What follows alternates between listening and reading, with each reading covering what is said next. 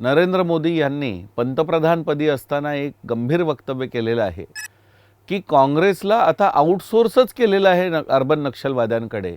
हा फार गंभीर भाग आहे. द हिंदू सारखं वर्तमानपत्र ज्या हिंदू शब्दाने चालतं तिथे मात्र हा सगळा अर्बन नक्षलवादाचा प्रचार मोठ्या प्रमाणात दिसतो. हिंदूंचाच एक भाग असलेला दलित समाज ह्याच्यामध्ये दरी निर्माण करण्याचं काम त्या काळामध्ये काही लोकांनी केलं आणि त्यामध्ये सुषमा अंधारे हे प्रथम नाव आहे की ज्यांनी उघडपणे ह्याविषयीची तक्रार नोंदवलेली आहे. आणि अशी तक्रार नोंदवलेली व्यक्ती आज शिवसेनेसारख्या हिंदुत्वादी पक्षामध्ये प्रवेश करते. नमस्कार, मी स्वप्नील सावरकर. हिंदुस्तान पोस्टमध्ये स्वागत. आजचा विषय मोदींच्या भाषणावरून सुचलाय. 2 दिवसातच या भाषणाचे पडसाद आता उमटू लागतील. राजस्थानच्या निवडणूक प्रचारात मोदींनी एक मुद्दा मांडला. काँग्रेसवर टीका करताना त्यांनी अत्यंत गंभीर असा आरोप केलाय. तो आरोप असा आहे की काँग्रेस आउटसोर्स करण्यात आली आहे. हा पक्ष चालवण्याचं काम आता नक्षलवादी करत आहे. आरोप अत्यंत गंभीर आहे. पण यावरूनच नक्षलवाद हा जो काही मोठा गहन प्रश्न आपल्या देशात आहे, आपल्या महाराष्ट्रात आहे, आणि मुख्य म्हणजे आता तो शहरी नक्षलवाद या रूपात आपल्या आजूबाजूला आलाय. याकडे आपण आजपर्यंत दुर्लक्षच करतोय. शहरी नक्षलवाद आणि एकूणच नक्षलबाडीमधून सुरू झालेला हा नक्षलवाद्यांचा प्रवास या आपल्या घरापर्यंत, म्हणजे अगदी आपल्या बाजूला पोचेपर्यंत आपण या नक्षलवादाला ओळखू का शकलो नाही, आपल्या यंत्रणा काय करतायत, आणि एकूणच याचं राजकारण सोडा पण समाजात काय परिणाम होणार आहेत या सगळ्याचा आढावा घेण्यासाठी आज आपल्यासोबत नक्षलवादावरचे अभ्यासक आणि हिंदू जनजागृती समितीचे रमेश शिंदे आपल्यासोबत असतील. रमेशजी, तुमचं स्वागत. नमस्कार. पहिला प्रश्न मोदींच्या भाषणावरून. मोदींनी जो भाषणामध्ये एक गंभीर आरोप केलाय तो पण काँग्रेससारख्या इतक्या 125 वर्षाच्या जुन्या पक्षावर, की त्यांनी आता आउटसोर्स केलाय आणि नक्षलवादी त्या पक्षाचा एक पार्ट चालवत आहे. काय म्हणायचंय मोदींना? आणि हा नक्षलवाद शहरी नक्षलवादापर्यंत, म्हणजे जो नक्षलबाडीसारख्या गावातून, पश्चिम बंगालमधल्या एका खेड्यातून सुरू झालेला नक्षलवाद शहरात पोचेपर्यंत हे जे काही टप्पे आहेत आणि आज त्याच्यावरून जे राजकारण सुरू आहे, या तुमचा अभ्यासक म्हणून यावरचं मत काय? मोदींनी जे वक्तव्य केलेलं आहे आणि हे निवडणूक प्रचारातलं वक्तव्य आहे असं आपण समजू नये, हा सगळ्यात महत्त्वाचा बिंदू. कारण अनेकदा असं वाटतं की निवडणुकीच्या काळामध्ये प्रचारामध्ये वेगवेगळ्या गोष्टी आणल्या जातात. परंतु काँग्रेसचा इतिहास जरी आपण बघितला तरीसुद्धा पूर्वीच्या इतिहासापासून नेहरूंच्या काळामध्ये हिंदी चीनी भाई भाई, 1962च्या युद्धापर्यंत परिस्थिती आपल्या देशाची अशी होती की चीन आपला मित्र आहे, कधीच भारतावरती आक्रमण करणार नाही. इंदिरा गांधींनी आणीबाणी लागू केल्यानंतर जेव्हा त्यांना मोठ्या प्रमाणात पराभव पत्करावा लागला आणि हा पराभव पत्करल्यानंतर त्यांनी वैचारिक जवळीक ही त्या काळामधल्या वामपंथीयांशी केली आणि वामपंथी विचारांना त्यांनी मान्यता दिली. संविधानामध्ये आपल्याकडे इंदिरा गांधींनी फार मोठी गोष्ट केली की त्या काळात 42वी सुधारणा म्हणून त्यांनी समाजवाद आणला. साम्यवाद थेट आणता येत नव्हता म्हणून समाजवाद आणला. वास्तविक पाहता समाजवाद आणि साम्यवाद ही काय वेगळी विचारधारा नाही आहे. आणि ह्या सगळ्या गोष्टींचं जर आपण उदाहरण म्हणून बघितलं तर त्यानंतर इंदिरा गांधींना पुन्हा विजय मिळवल्यानंतर त्यांनी वामपंथीयांना आंदोलन देण्यासाठी एक युनिव्हर्सिटी बनवली जी JNUच्या नावाने आज प्रसिद्ध आहे. त्यामुळे वैचारिक जवळीक ही आत्तापर्यंत होती. मी तुम्हाला थोडंसं यात आणखी, सगळ्या बहुतांशी शैक्षणिक संस्था या डाव्यांच्याच हातात आहे असं कायम अगदी होय, नुसतं JNU नाही. होय. आणि अभ्यासक्रम मंडळ देखील बऱ्याच अंशी त्यांच्या ताब्यात आहेत. ही वैचारिक जवळीक असणं हा एक भाग वेगळा आहे, परंतु राहुल गांधींच्या काही वक्तव्यानंतर आता जे नरेंद्र मोदी यांनी पंतप्रधानपदी असताना एक गंभीर वक्तव्य केलेलं आहे की काँग्रेसला आता आउटसोर्सच केलेलं आहे अर्बन नक्षलवाद्यांकडे, हा फार गंभीर भाग आहे. कारण असं म्हणणं याचा अर्थ काँग्रेसकडे स्वतःची वैचारिक क्षमता उरलेली नाही, काँग्रेस स्वतःच्या विचारांनी चालत नाही, काँग्रेस ज्या विचारांचा प्रचार पूर्वी करत होती तो विचारांचा प्रचार आता बंद झालेला आहे आणि आता आउटसोर्स केलं जातं आहे. म्हणजे जो डावा विचार आहे, जो कम्युनिस्ट विचार आहे आणि हा जो घातक विचार आपल्या देशामध्ये नक्षलवाद किंवा अर्बन नक्षलवादाच्या रूपाने आलेला आहे, हा विचार जर एक राजकीय पक्ष चालवायला सुरुवात करत असेल तर हा फार गंभीर गोष्ट आहे. कारण तसंही आतापर्यंत आपल्या वेगवेगळ्या विद्यापीठांमधून उग्रवाद, नक्षलवाद आणि आतंकवाद यांना नेहमी वेगळं दाखवण्याचा प्रयत्न केला जातो.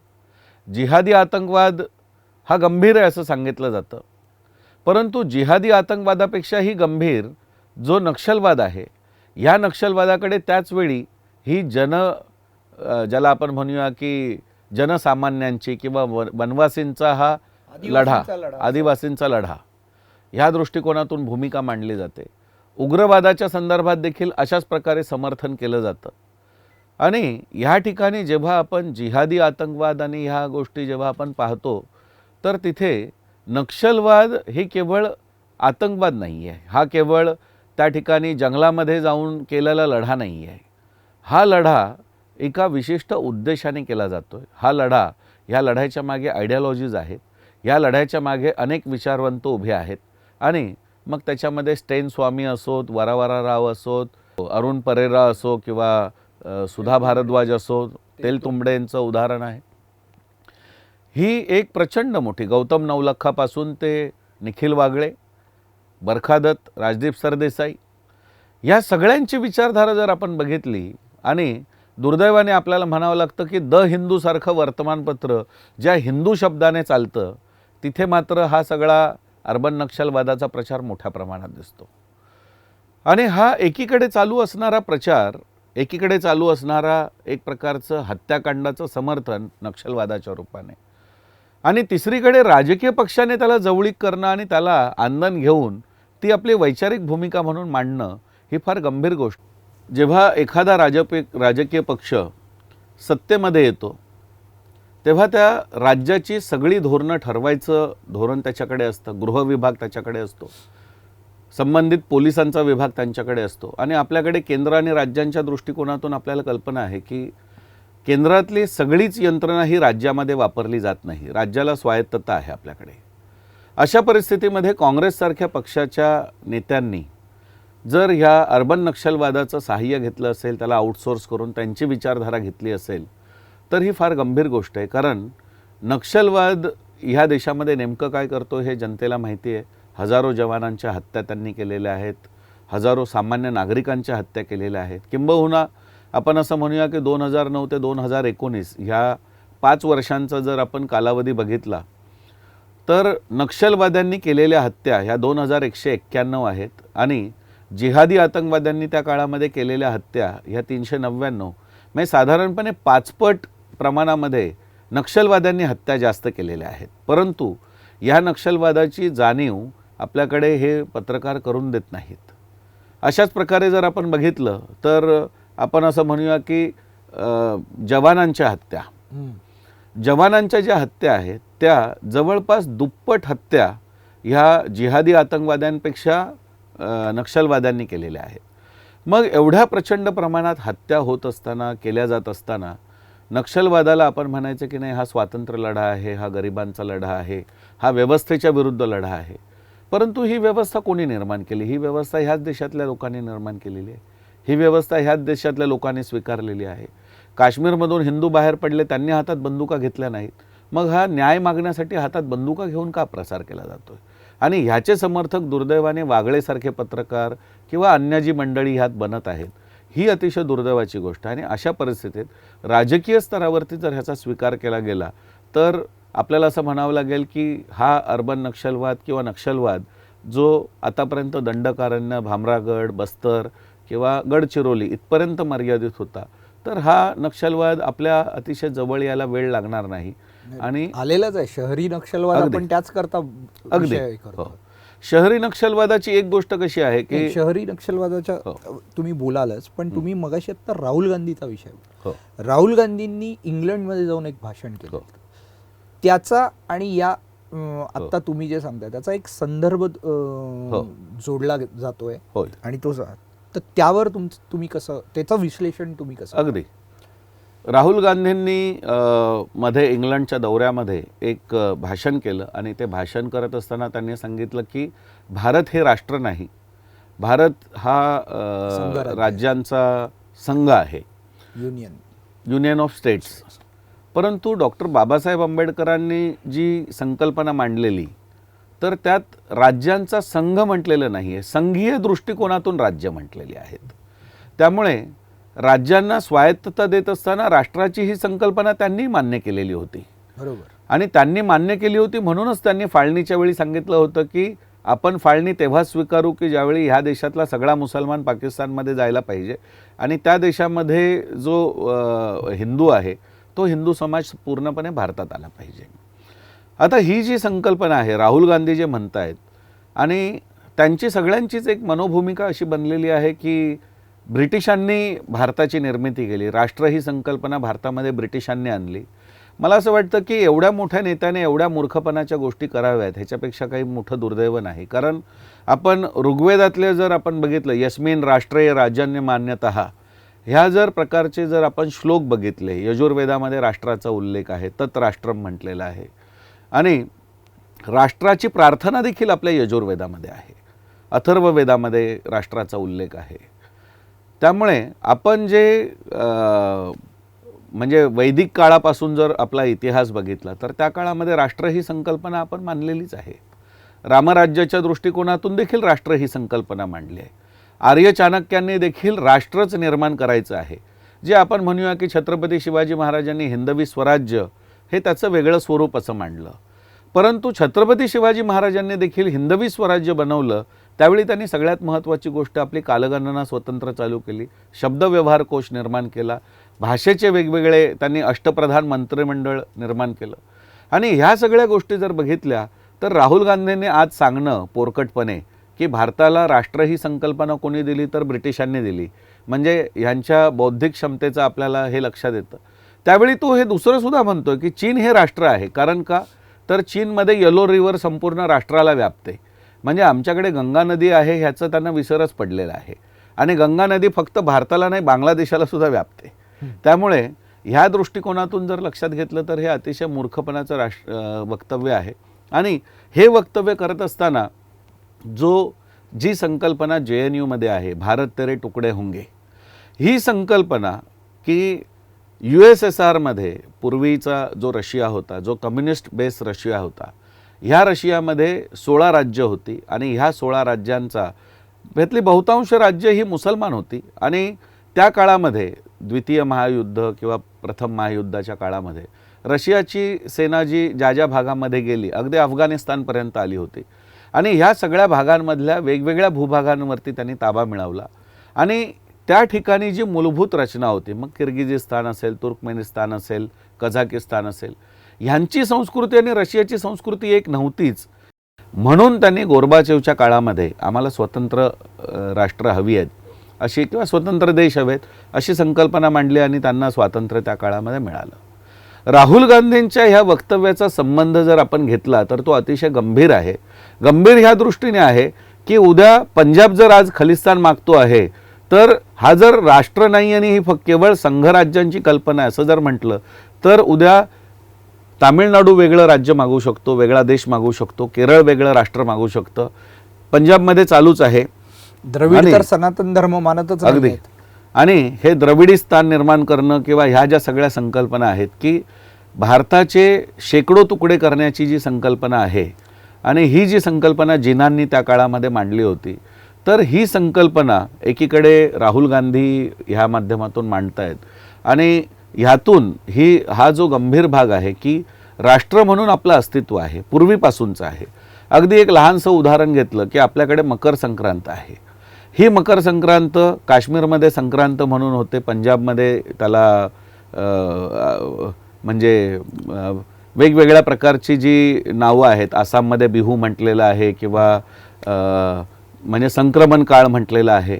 ह्या ज्या सगळ्या गोष्टी आहेत की अगदी पोंगल केरळपर्यंत आपण गेलो तर एकच मकर संक्रांत भारताच्या विविध राज्यांमध्ये विविध प्रकारे साजरी केली जाते.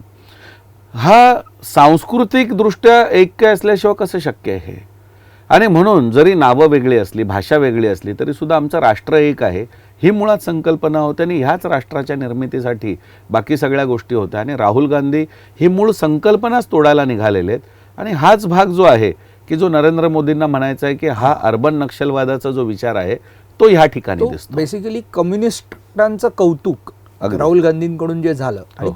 ती लिंक तुम्ही नक्षलवादापर्यंत जी आणताय हो ती कशी आणताय याकरता मी खरं तो प्रश्न विचारला. हो आता मला सांगा की नक्षलवाद हे सगळा माओवाद, मार्क्सवाद याच विचारसरणीने हो. आलेला आहे, पण प्रत्यक्ष कृतीमध्ये नक्षलवादी जे करतायत हो आणि जे ज्या पद्धतीने प्रशासनाला विरोध करतायत या सगळ्या गोष्टी लक्षात घेता हा नक्षलवाद थोपवायचा कसा आणि शहरापर्यंत आलेला नक्षलवाद ओळखायचा कसा?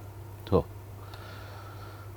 शहरी नक्षलवाद हा जो ही जी संकल्पना आहे तर ह्या संकल्पनेच्या दृष्टिकोनातून जर आपण बघितलं तर यामध्ये मूळ संकल्पना ही नक्षलवादाची होती. आणि जसं आपण म्हटलं की कनू सान्याल, चारू मुजुमदार ह्यांनी नक्षलबाडी ह्या गावामधून हा नक्षलवाद चालू केला.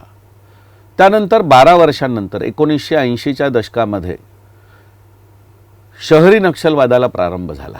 कारण मुळातच डाव्या विचारसरणीची जी लोकं आहेत ही वेगवेगळ्या तोपर्यंत विद्यापीठांमध्ये होती, वेगवेगळ्या ठिकाणी प्रस्थापित झालेली होती, इतिहासकार बनले होते, ज्याला आपण म्हणूया मानवतावादी कार्यकर्ते बनले होते.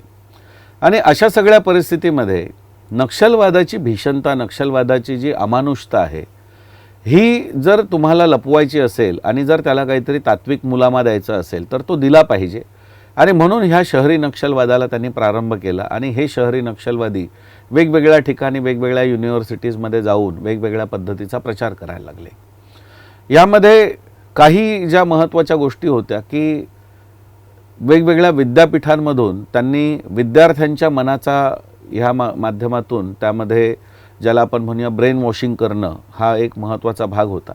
सगळ्यात महत्त्वाचं उदाहरण आपल्यासमोर आहे की JNUमध्ये भारत तेरे तुकडे होंगेच्या घोषणा दिल्या गेल्या. आणि ह्या ज्या घोषणा दिल्या गेल्या ह्या घोषणा भारतामध्ये दिल्या गेल्या, देणारे विद्यार्थी भारतीय होते. परंतु अशा परिस्थितीमध्ये भारताचीच भावी पिढी भारताचे तुकडे करायचे स्वप्न बघायचं निर्माण होत असेल. जो आरोप होत आहे की हेम मिश्रा नावाचा JNUचा विद्यार्थी हा नक्षलवाद्यांबरोबर सापडला.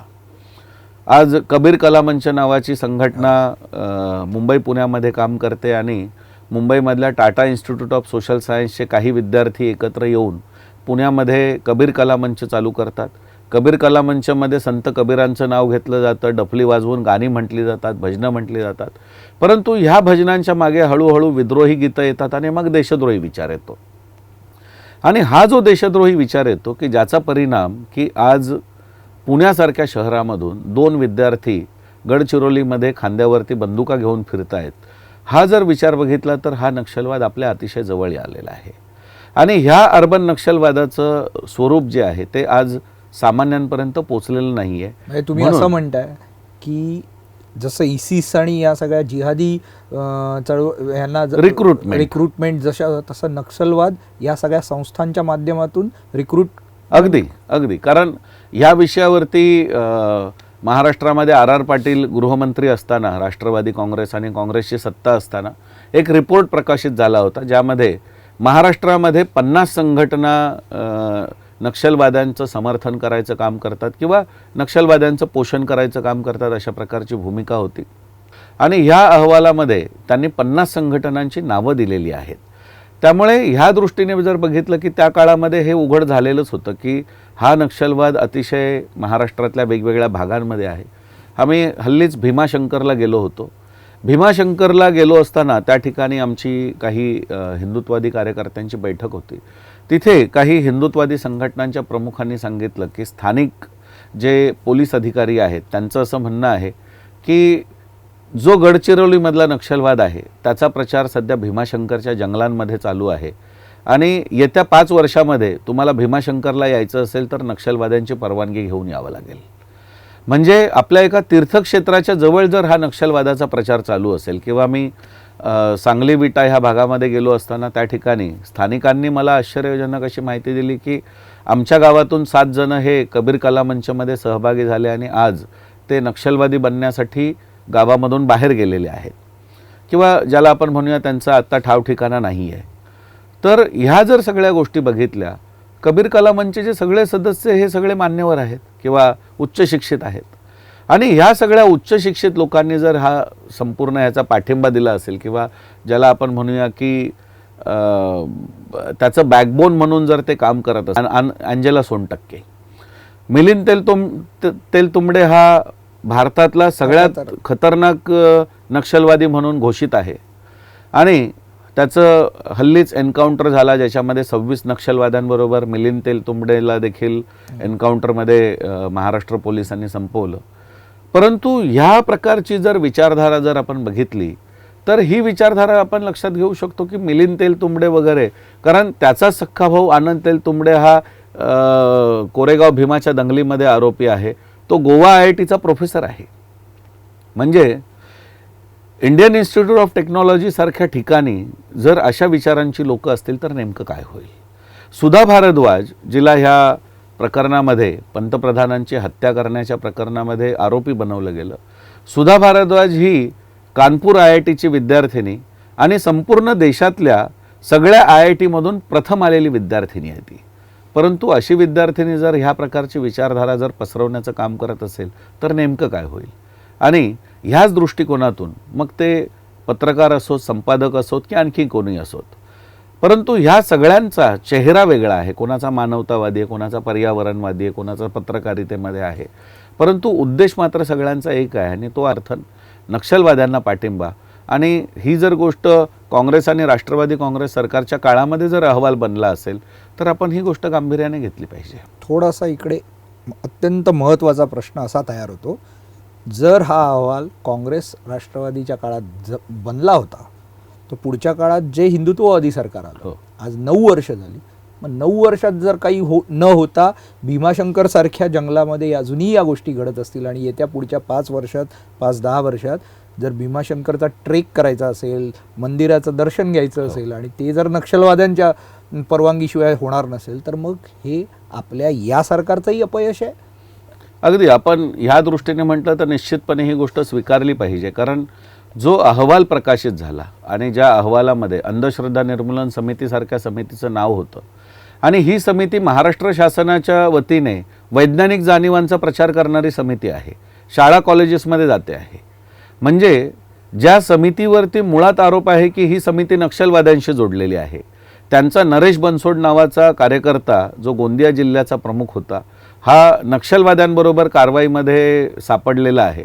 आणि अशा संघटनेला जर महाराष्ट्र सरकारच सध्या वैज्ञानिक जाणीवा प्रकल्पामध्ये सहभागी बनवून घेत असेल आणि त्यांच्याबरोबर काम करत असेल, आता दाभोळकरांचा स्मृतिदिवस झाला 10वा आणि ह्या स्मृतिदिनाच्या दिवशी त्यांनी असं घोषित केलं की आम्ही महाराष्ट्रातल्या संपूर्ण शाळांमध्ये एक जागरण अभियान निर्माण करणार आहोत. हे जे जागरण अभियान आहे म्हणजे माझा मृत्यू किंवा ह्या प्रकरणाशी काहीच म्हणणं नाही आहे, परंतु विचार तेच आहेत आणि ह्या विचारांचा प्रचार करताना महाराष्ट्र शासनालाच जर ते मदतीला घेत असतील तर ही अतिशय दुर्दैवाची गोष्ट आहे. त्यांनी बनवलेला कायदा हा महाराष्ट्रामध्ये लागू आहे, अंधश्रद्धा निर्मूलन कायदा, की ज्याला हिंदुत्ववाद्यांनी प्रचंड प्रमाणामध्ये विरोध केला. त्यामुळे अशा प्रकारच्या नक्षलवाद्यांचं सहाय्य हे हिंदुत्ववाद्यांना देखील घ्यावंसं वाटतं, हीच सगळ्यात मोठी दुर्दैवाची गोष्ट आहे. म्हणून ह्या दृष्टीने देखील आपण गांभीर्याने बघायला हवं की नेमकी कोणाचं सहाय्य आपण घेतो आहोत, नेमकी कोणाची विचारधारा काय आहे. आणि म्हणून ह्या दृष्टीने कदाचित असं असेल की ह्या गोष्टी अप्रकाशित आहेत आणि त्यांचं सामाजिक दृष्टिकोनातून जे आवरण आहे, मुखवटा आहे, तो जास्त प्रभावी आहे. परंतु ह्या मुखवट्याच्या मागचे खरे स्वरूप, खरे चेहरे शोधणं हे सरकारचंच काम आहे. आणि म्हणून मला असं वाटतं की ह्या दोन्ही गोष्टी ज्या आहेत की जसं त्यांनी आज गौतम नवलखा वगैरे ह्या सगळ्यांना म्हणजे देवेंद्र फडणवीस यांच्याच सरकारने ह्या कोरेगाव भीमाच्या मागचे जे नक्षलवादी चेहरे किंवा अर्बन नक्षलवादी उघड केले, तसंच माझी अपेक्षा अशी आहे की सरकार आपलंच आहे, तर मग अशा वेळी त्यांनी ह्या सगळ्या बाकीचे ज्या संघटना आहेत त्या 50 संघटना कोण लोकांना कळू द्या. त्या 50 संघटनांचे नक्षलवाद्यांशी नेमके संबंध काय हेही लोकांना कळू द्या. तर ही गोष्ट आज सरकारने करणं फार महत्त्वाचं आहे. भीमा कोरेगावमध्ये असणारी त्या सगळ्या याच्यात हो. असणारे काही व्यक्ती आज राजकीय पक्षात आलेले आहेत हो आणि त्या अगदी हिंदुत्ववादी पक्षात आलेल्या आहेत हो. असं तुम्ही हो हे केलं. त्याचा- कारण आपल्या विषयाची जी सुरुवात झाली, ही विषयाची सुरुवात झाली की काँग्रेस पक्ष जो आहे तर हा काँग्रेस पक्षाला वैचारिक भूमिका किंवा आउटसोर्सिंग जे आहे ते अर्बन नक्षलवादी करतायत. परंतु ह्या अर्बन नक्षलवाद्यांचे वेगवेगळे चेहरे आहेत आणि हे अर्बन नक्षलवादी वेगवेगळ्या चेहऱ्यांनी संधीचा फायदा उचलत आहेत. आणि आज आपण ह्या संधीचा फायदा उचलताना जर आपण महत्त्वाची गोष्ट जर बघितली तर मला असं वाटतं की कोरेगाव भीमा ह्या प्रकरणामध्ये त्या काळामध्ये पूजनीय संभाजीराव भिडे गुरुजी किंवा मिलिंद एकबोटे ह्यांच्या विरोधात गुन्हा जो नोंदवला तो एक साळवी आणि आणखीन एक अंजना गायकवाड ह्यांनी जो हा गुन्हा नोंदवला, ह्याच्यानंतर आणखीन एक गुन्हा 3 जानेवारीला नोंदवला गेला आणि हा गुन्हा नोंदवणाऱ्या व्यक्तीचं नाव आहे सुषमा अंधारे.